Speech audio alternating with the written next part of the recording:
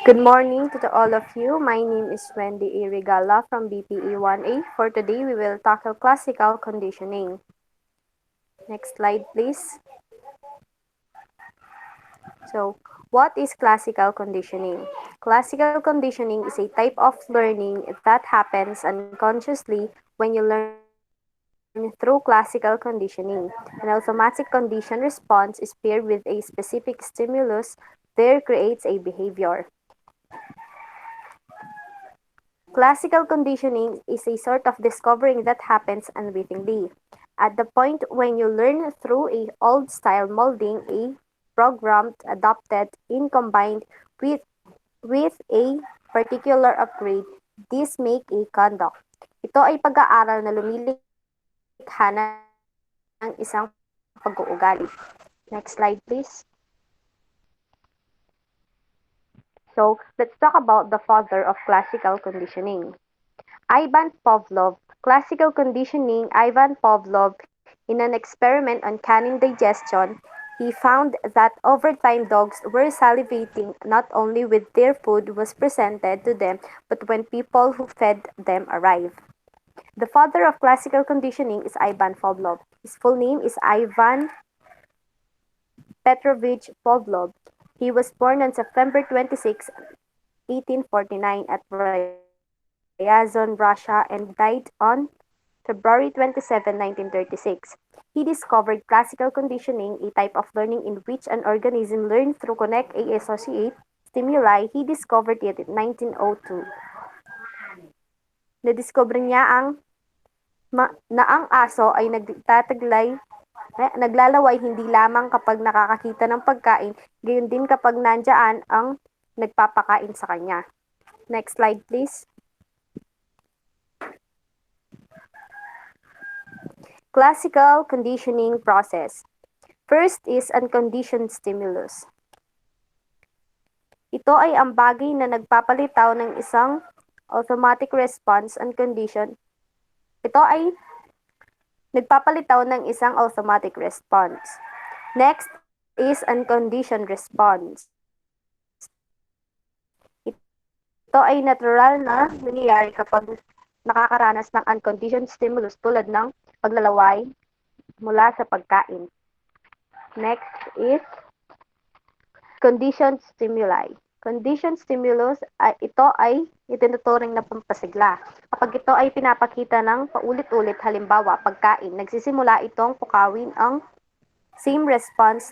Ang bell ay tinuturing na conditioned stimuli o pampasigla. Next is extinction. Ginagamit ang term na ito kapag sinimulan mong ipakita ang conditioned stimulus or bell ng unit kung walang unconditioned stimuli or the food. Hindi natutunan ng mga aso ang kanilang condition na ang bell ay nangangahulugang darating na ang pagkain. Next is generalization. Tumutukoy ito kailan mo maaaring gawing generalize ang mga pagkakatulad ng bagay at tumugon sa parehong paraan. Ang mga aso ay nagsisimula na maglaway sa mga tunog na katulad ng bell. Dahil binuo nila ang kanilang mga natutunan. Next is discrimination. Ito naman ay kabaliktaran ng generalization. Ito ang kakayahang pagkakaiba kapag may isang bagay na magkatulad ngunit hindi magkakapareho. Kaya't hindi ito magbubunga ng tugon. Halimbawa, ang tunog ng horn ay hindi paglalaway sa mga aso.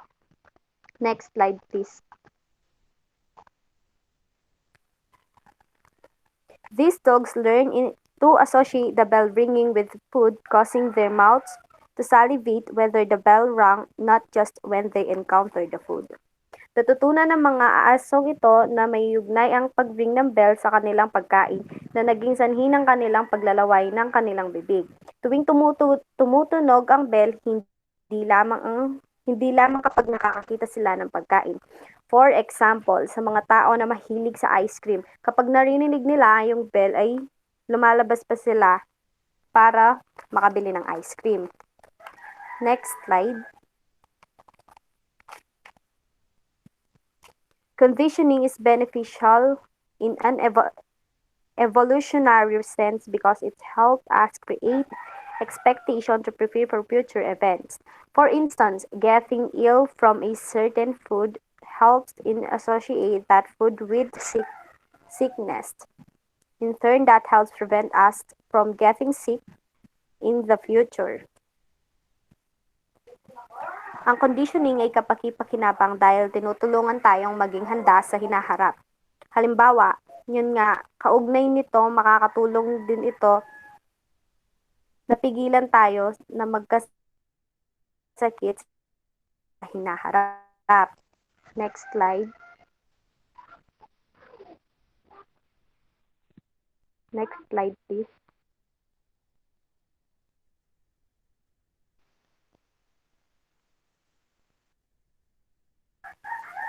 Classical conditioning. So, that's the example of classical conditioning. Neutral stimulus, unconditioned stimulus, yun yung before conditioning. Then, after conditioning yan. Next slide. So, stages of Pavlov conditioning. Before conditioning.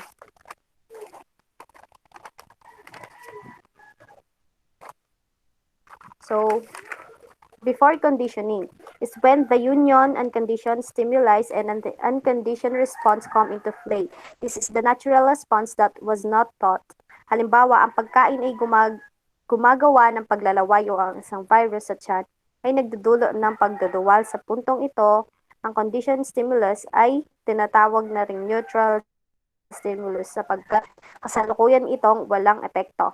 Next is during conditioning. During conditioning, we begin to associate the neutral stimulus with the unconditioned response. Halimbawa, maaari mong mayugnay ang isang specific type na pagkain sa isang virus sa tiyan o ang pag-ring ng bell bago makakuha ng pagkain ay maaaring mayugnay sa pag-review ng pagkain. Pag-receive ng pagkain. Next is after conditioning. Once you've learned to associate the unconditioned stimulus with the unconditioned response, it becomes the conditioned response. Kaya ang specific type of food ay gumagana ng pagduduwal kahit na hindi kinakailangan kung ano ang sanhi ng virus sa tiyan. At ang bell ay lumilikha ng paglalaway. Next slide, please. Sa ganitong paraan, hindi mo malalamang matutuhan na mayugnay ang new stimulus or sitwasyon man, bagay, tao, etc. as a response. So, that's all for today. Again, I am Wendy Regala from BPE 1A. Thank you.